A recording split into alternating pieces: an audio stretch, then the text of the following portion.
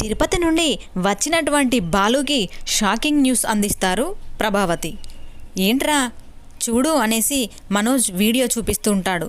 మధ్యలోనే ఆపేసి ఆపరా, నీకైనా ఈ వీడియో ఎక్కడిదిరా అనేసి బాలు అంటుంటే, మధ్యలోనే ఆపేసావేంట్రా అంటే నీకు ఇదివరకు తెలిసే కదా, తెలిసే కావాలని చేస్తున్నారా అనేసి మనోజ్ అంటుంటే, ఇప్పుడు నీతోని నేను వాగ్వివాదం చేసుకునే అంత పరిస్థితిలో లేను, అయినా మీనా ఎక్కడ ఉంది అనడంతో ప్రభావతి అంటుంది, మీనా వాళ్ళ ఇంటికి వెళ్ళింది, అక్కడే ఉండాలి, అక్కడే ఉండు అని చెప్పేశాను అని చెప్తుంది ప్రభావతి. నువ్వేంటి చెప్పడాల్సింది, నువ్వెందుకు చెప్పావు, నేను అర్జెంటుగా వెళ్ళి మీనాను కలవాలి అనేసి అక్కడి నుండి బాలు వెళ్ళిపోతాడు. ఇదిలా ఉంటుండగా పోలీస్ వాళ్ళు చూస్తూ ఉంటారు వీడియోను. పట్టపగలే ఇలా దొంగతనాలు జరుగుతున్నాయి, చేసినవాడు బాగానే ఉన్నాడు కానీ మధ్యలో పోలీస్ వాళ్ళని అంటున్నారు, ఎలా కామెంట్ పెడుతున్నారో చూడండి అనేసి మాట్లాడుకుంటుండే ఇంతలో ఎస్ఐ వస్తాడు కానిస్టేబుల్ దగ్గరికి. వచ్చి ఏంటి ఏం చోద్యం చూస్తున్నారు, వీడియో చూసారా అని అనడంతో, చూసాం సార్, ఆ వ్యక్తిని త్వరగా తీసుకువచ్చి స్టేషన్లో వేయండి, లేదంటే ఉన్న కాస్త పరువంతా పోతుంది అని చెప్పేసి చెప్తాడు ఎస్ఐ కానిస్టేబుల్స్కి. సరే సార్ అనేసి వాళ్ళు వెళ్తారు. ఇదిలా ఉంటుండగా మీనాను కలవడానికి వెళ్ళినటువంటి బాలుని ఒక్కసారి చూడగానే మీనా వచ్చి ఏమండి అని మీద పడి ఏడుస్తూ ఉంటుంది. సుమతి మరియు పార్వతి కూడా చాలా బాగా బాధపడుతూ ఉంటారు. ఇలాంటి పరిస్థితి వస్తుంది అని నేను ఎప్పుడూ అనుకోలేదు అండి.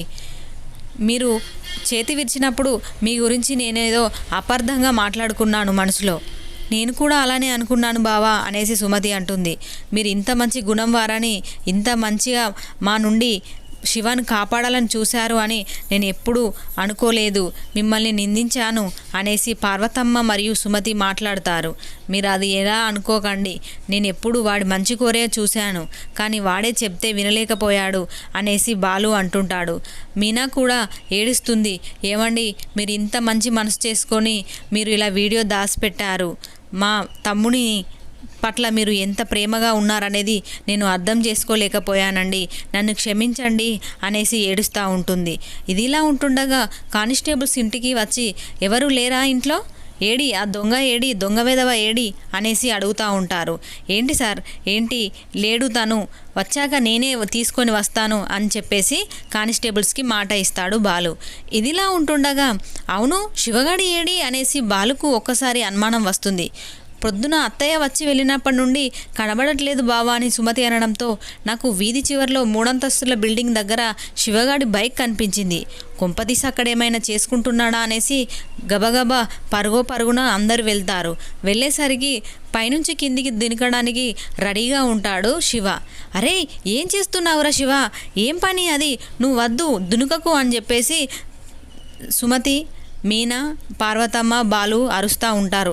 లేదు నేను చాలా తప్పు చేశాను, నేను అసలు జీవించడానికి ఎలాంటి రైట్స్ లేవు నాకు, నేను బ్రతకను అనేసి మాట్లాడుతూ ఉంటాడు శివ చాలా బాధగా. అప్పుడు బాలు మెల్లగా మాటలో పెట్టి మభ్య పెట్టుకుంటూ మెల్లగా వెళ్ళి శివను కాపాడుకొని తీసుకువస్తాడు.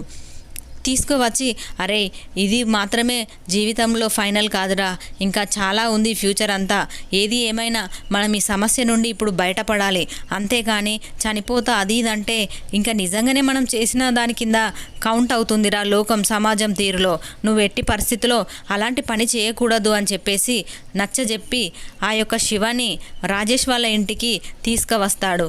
ఇప్పుడు ఒకవేళ పోలీసులకు దొరికితే ఎఫ్ఐఆర్ చేస్తారు, తర్వాత మనం ఒకవేళ బెయిల్ పైన బయటికి వచ్చినా కానీ మళ్ళీ మన పైన కేసు ఉంటుంది, అలా కాకుండా అసలు కేసే కాకుండా చూసుకోవాలి, నువ్వు అలాంటి అగాత్యం చేయకురా అనేసి రాజేష్ వాళ్ళ ఇంట్లో బాలు శివాని తీసుకొచ్చి ఉంచుతారు. అప్పుడు మీనా అంటుంది, వదిన గారు మీకేమైనా ప్రాబ్లం అనిపిస్తుందా అంటే, లేదు అన్నయ్య, బాలు అన్నయ్య మా పిల్లలకు ఫీజు లేని టైంలో ఆదుకొని మాకెంతో హెల్ప్ చేశారు, మేము ఈ మాత్రం హెల్ప్ చేయలేమా మీనా, అలా ఏం అనుకోకు అని రాజేష్ వాళ్ళ భార్య అంటుంది. రాజేష్ అంటాడు, శివ నా తమ్ముడు, మీనా నా చెల్లెలు, నా చెల్లె నా తమ్ముడైతే మాత్రం నేను ఇలా దాచిపెడతాను కదా, మీకు ఎందుకు అలా అనుకుంటున్నారు, అనుమాన పడకండి, శివాని చాలా జాగ్రత్తగా చూసుకుంటాననేసి రాజేష్ అంటుంటాడు. రాజేష్ దగ్గర శివాని వదిలిపెట్టి మీనా మరియు బాలు ఇద్దరు తిరిగి ఇంటికి ప్రయాణం అవుతుంటారు. కారులో మాట్లాడుకుంటుంటారు, ఏమండి నాకు అసలు ఇంటికి రావాలంటే నాకు మొహం ఎక్కట్లేదు, నాకు చాలా బాధ అనిపిస్తుంది, అత్తయ్య రాణిస్తుందో లేదో అనేసి మాట్లాడుతుంటే బాలు అంటుంటాడు, నువ్వేం తప్పు చేశావు మీనా, అలా ఎందుకు అనుకుంటున్నావు అనేసి అంటుంటే, అయినా దీనంతటి కారణం నా ఫోన్ పోవడమే, ఆ ఫోన్లో ఉన్న వీడియో కారణంగానే ఇదంతా గొడవ జరిగింది.